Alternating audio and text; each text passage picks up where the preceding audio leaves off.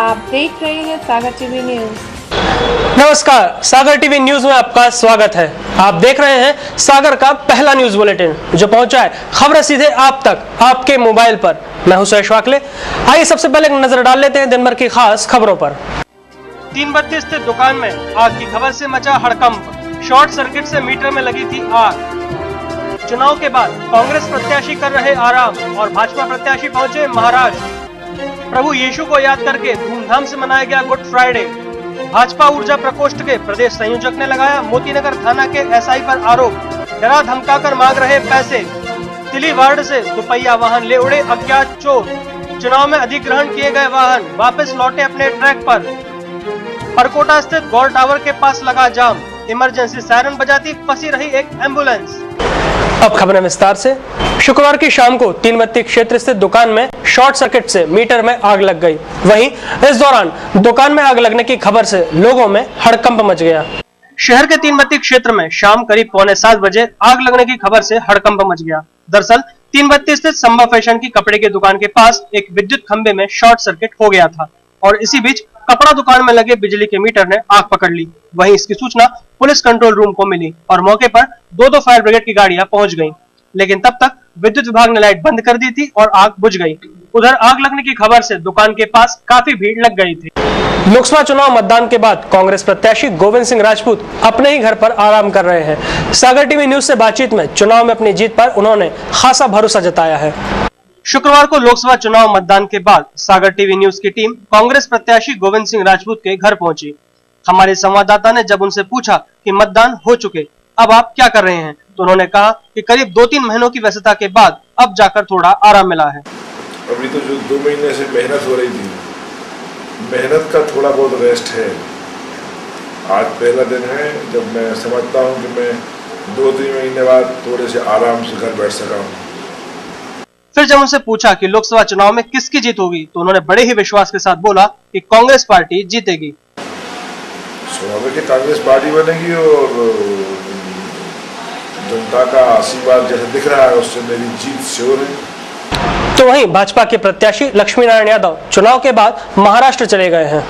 लोकसभा चुनाव में प्रचार और कई महत्वपूर्ण काम के बाद भाजपा प्रत्याशी लक्ष्मी नारायण यादव महाराष्ट्र चले गए हैं।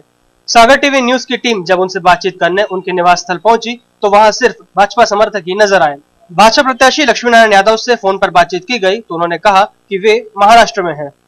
शुक्रवार को गुड फ्राइडे मनाया गया। इस दौरान चर्च में सभा आयोजित की गई। शुक्रवार को गुड फ्राइडे मनाया गया। मसीही श्रद्धालुओं ने आज के दिन उपवास रखकर इस दिन को मनाया। इस दिन शहर के गिरजाघरों में दिन भर कार्यक्रम चलते रहे।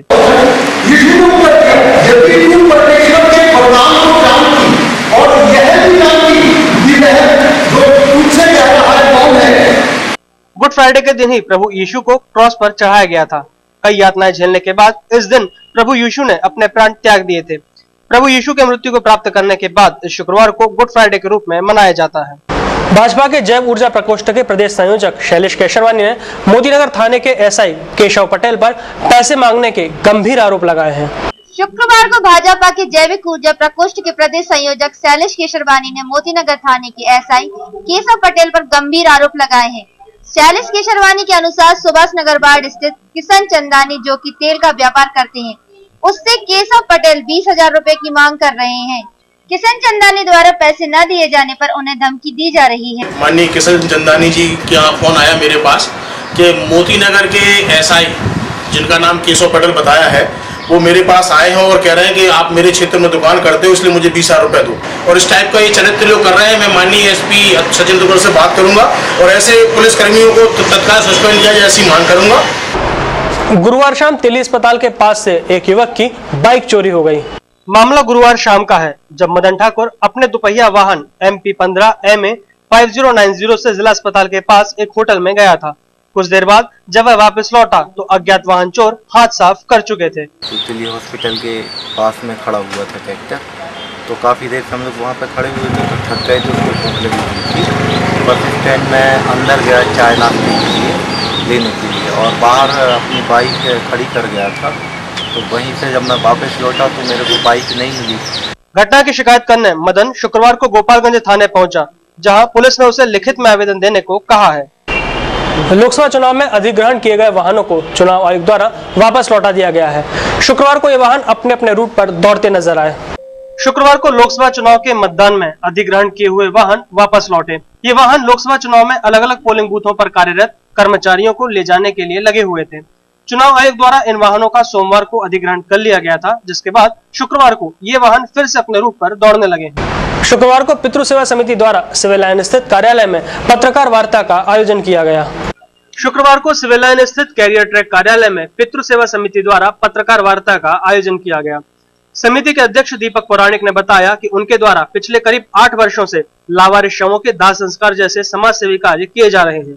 इन कार्यों का स्तर बढ़ाने के लिए पितृ सेवा समिति का गठन किया गया है। हमारी समिति के द्वारा निःशुल्क दाह संस्कार, जो गरीब और सुपात्र लोग हैं उनका निःशुल्क दाह संस्कार कराया जाएगा।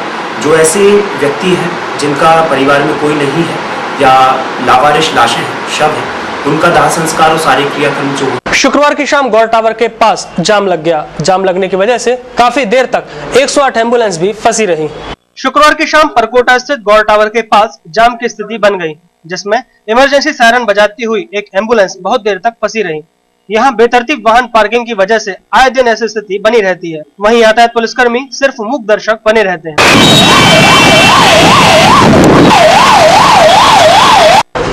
इसी के साथ सागर टीवी न्यूज का ये बुलेटिन यहीं समाप्त होता है। आप देख रहे थे सागर टीवी न्यूज, जो हर पल रहे आपके साथ। मुझे दीजिए इजाजत, नमस्कार।